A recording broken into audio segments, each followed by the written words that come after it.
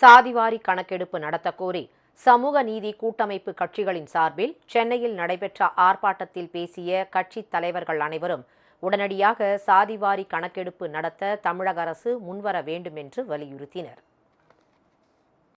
இந்த நாட்டிலே சமூக நீதி மலர வேண்டும், சமூக நீதிக்கு பாதுகாப்பு வேண்டும், சமூக நீதிக்காக சாதிவாரி கணக்கெடுப்பு நடத்த வேண்டும் என்றுதான் ஒரே முழக்கமாக இங்கே இருக்கின்றது.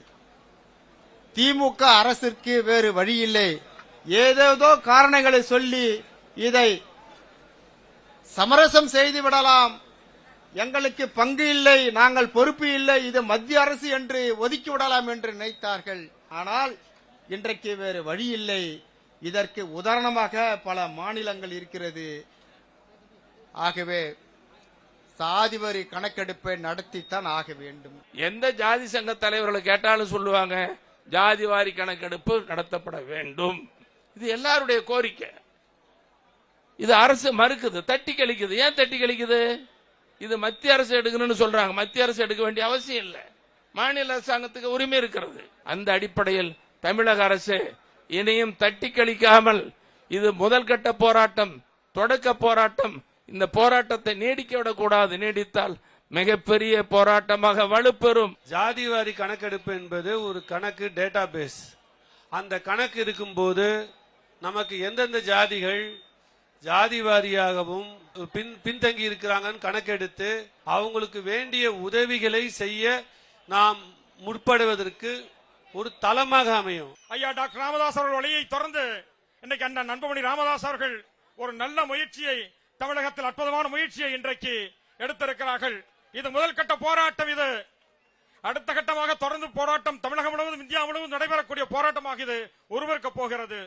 நாட்டிலே இருக்கின்ற மக்கள் வாழ வேண்டும் என்றாலும், தமிழகத்திலே இருக்கின்ற மக்கள் அவர்களுக்கு கிடைக்க வேண்டிய நியாயமான கோரிக்கைகள் கிடைக்க வேண்டும் என்றாலும், அந்த தமிழகத்தில் இருக்கின்ற மாநிலத்தில் இருக்கின்ற மக்கள் எந்தெந்த ஜாதியை சார்ந்தவர்கள், எந்தெந்த சமூக அமைப்பை சார்ந்தவர்கள் இருக்கின்றார்கள் என்பதை கணக்கெடுக்க வேண்டும். எங்களுடைய சமூகம் வாழுகின்ற தென் தமிழ்நாடு முழுவதும் கண்ணு கட்டிய தூர கருவளை காடு, ஒரு குடம் தண்ணிக்கு 4 மைல் நடக்க வேண்டும். அப்படி வறட்சி பூமியில இருந்து நாங்கள் வாழ்கின்றோம்.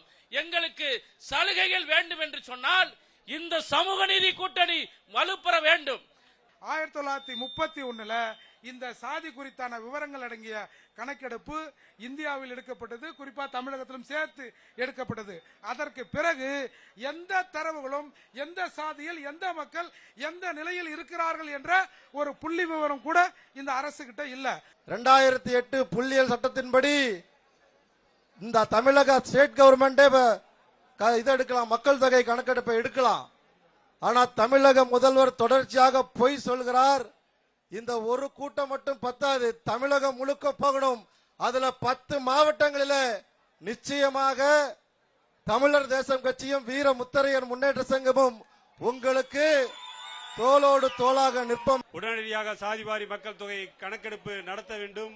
இந்த போராட்டத்தின் வாயிலாக தமிழக அரசுக்கு ஒரு எச்சரிக்கையை சொல்கிறோம். சாதிவாரியாக மக்கள் தொகை கணக்கெடுப்பு நடத்தாவிட்டால் இந்த அரசு விரைவிலே தூக்கி எறியப்படும் நாள் எண்ணிக்கொண்டிருக்கிறது என்பதை நீங்கள் உணர்ந்து கொள்ள வேண்டும். எங்களுக்கு உரிய பங்கை, எங்களுக்கு உரிய அந்தஸ்தை நாங்கள் பெற வேண்டுமானால் ஜாதிவாரி கணக்கெடுப்பு மிக மிக அவசியம் என்பதை நாங்கள் உணர்ந்த காரணத்தினாலே இந்த போராட்டத்திற்கு நாங்கள் ஆதரவு கொடுக்கிறோம்.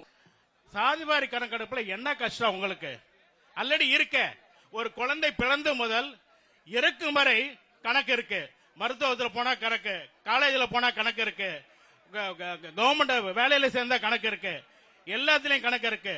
10க்கு கணக்கு, வருஷத்துக்கு 2 தடவை எலெக்ஷன் நடக்குது. திராவிட கழகத்துல பணம் பட்டுவாடை பண்ணி வேட்டு எடுக்கிறதுக்கு கணக்கு இருக்கு. இந்த கணக்கை ரிலீஸ் பண்றதுக்கு உங்களுக்கு என்ன கஷ்டம்? இந்த ஆட்சியாளர்கள், திராவிட மாடல் ஆட்சியாளர்கள் தமிழர்களுக்கு நன்மை செய்யக்கூடிய இந்த சாதிவாரி கணக்கெடுப்பை நடத்துவார்களா மாற்றுவார்களா என்பதை நாம் சிந்தித்து பார்க்க வேண்டும். ஜாதிவாரி கணக்கெடுப்பு எடுப்பது சொல்வதற்கு என்ன தயங்குகிறது என்று எங்களுக்கு தெரியவில்லை. எடுக்காம இருக்கிறதுக்கு காரணம் என்ன?